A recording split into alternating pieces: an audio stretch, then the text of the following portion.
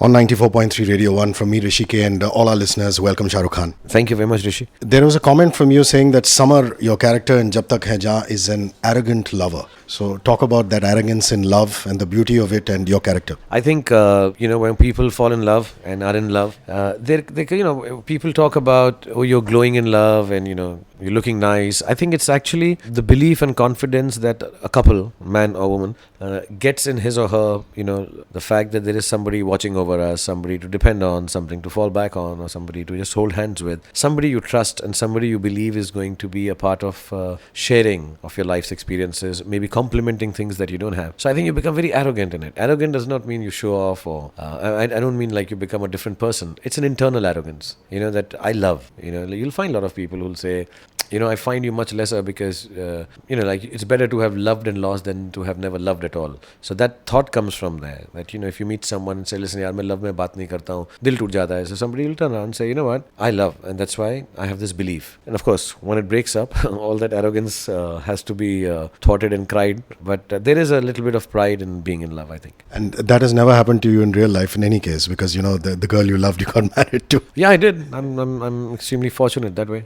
But I'm having said that, I'm always in love. I've never had compunctions saying that I'm not in love or I've never experienced love. And it's varied, from the love of your pets to the love of your children, which is the extreme kind of love, to people that I work with, to girls and ladies that I've worked with. There is a certain degree of love that I share with them, and sometimes people misconstrue it or belittle it or vicariously want to think that there's only one kind of love, which is physical and sexual. But I personally, I have an intense capacity to love. Anushka Sharma said, when you sit next to Shahrukh Khan, smell him. I said, it might be misconstrued, but she loves the way you smell. So what is the raz, so to say? Other than your natural manliness, is it a particular brand of perfume that you wear? No, I have, like you just noticed, I'm using nasal drops. I have sinus. So I think what happens is because I can't smell what I wear, so I wear a little more than normal people do. And I have this fetish that I'm not manicured and pedicured. I'm not very metrosexual like that. But I have this fetish for being clean. I like to be bathed or wash my face. If it wasn't for makeup, I'd keep washing my face every half an hour. And so I'm extremely clean. Like even if I eat for a moment, I'll go and wash my hands and I don't want the hands to smell. So I think that extends itself to me using cologne. So I have Diptyque and I use Tuscany and I Tom Ford and I mix them all. So it becomes like a unique smell. And I think, sometimes perfumes and cologne smell different on different people. So with me, I guess it just sticks together or, I bathe in cologne and I like to smell good. I like good smelling people. Shahrukh, what's the first thing that went through your mind when you found out that Mr. Yash Chopra is no more? The absolute first thing. I don't know. My son is very young, and for some reason, like when I go for a premiere of my film or a trial of my film or the biggest of award functions maybe, I've never had this desire to take my son along and make him experience something, good or bad. But as soon as it happened, I just told my wife, you know what, I want to take Aryan and go to the hospital. And he's young, if the mother had said no, I wouldn't. And I asked him, is it okay? And he doesn't come anywhere with me, because he comes from school and he's tired. He'd rather spend time at home and be with the rest of his friends. And if I tell him to come somewhere with me, he takes very long to change. How kids are reluctant to go. And yeah, so in a second he was ready. He wore a white t-shirt for some reason and he said, yeah, I'll come. So I think my first thing was I want to go to the hospital, pay my respects, be with the family, and I wanted to take my son to see Yasji. And I think the first time he's attended the passing away of someone is Mr. Yash Chopra, and I think it's important. It was important for me that my son does that. You're no stranger to loss. You've lost a lot of loved ones in your life. Does that make you stronger? Does that make you emerge a little more like a phoenix from the ashes and say, I need to go on and achieve some more goals in life? Or this time around were you just numb? How are you taking life from here on?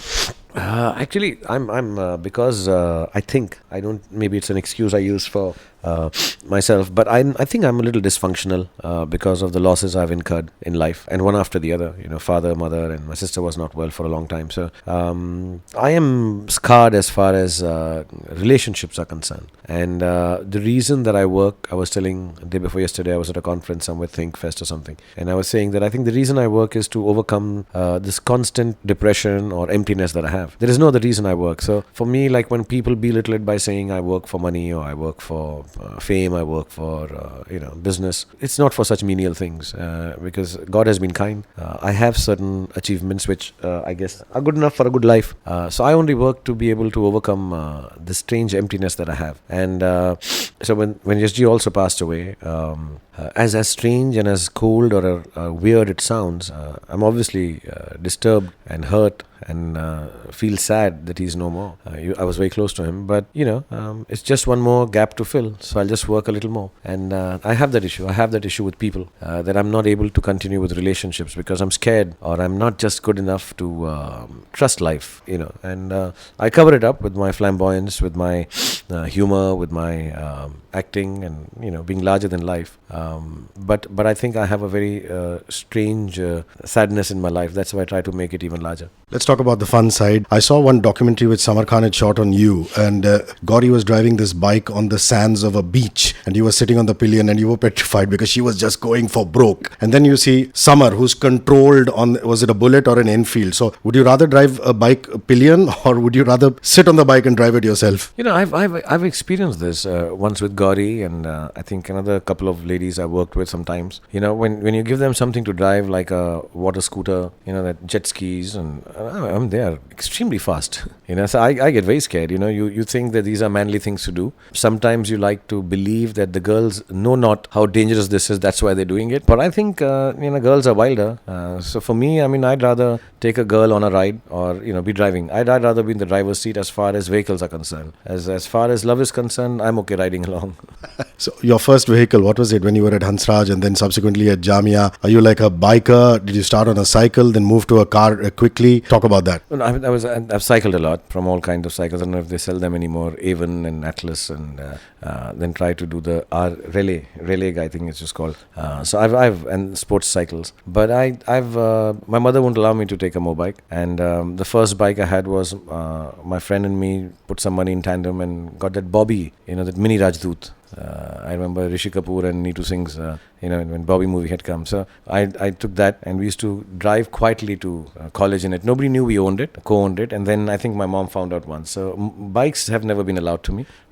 And strange, you should ask just about on my birthday, the KTM Bajaj bike. My friend is now, Rajiv is my friend. And so I forgot to tell him, that I had a mini Rajdoot, and now he got me a new one. But I'm not allowed to ride bikes at all by my family now. And I think my son is also not into it. And the first car I got was, I think, we had a Fiat many years ago, like everyone had. And then maybe a Gypsy I had. That got impounded by the bank when I came to Mumbai. You have a fantastic connection with London. You have a house there, shooting for Jab Tak Hai Jahan, all those wonderful locations. Talk about London, your connection to the city. What do you love doing most in London? And also, did you stay at home while you were shooting? No, I stay in hotels. It's not an apartment that we use regularly like that.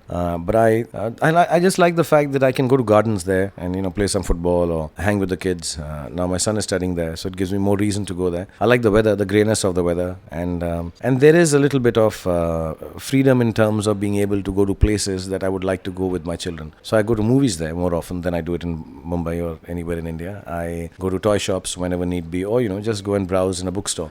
Beyond that, I don't do much. Maybe Starbucks, sometimes with friends, or mostly in gardens playing football. The 5-6 things that I normally don't do in Mumbai, not for any other reason, but because it's just easier for me to do it in London and on free time with the kids. Are you a Lionel Messi fan? Are you a Manchester United fan? What team do you follow, and who's your favorite player?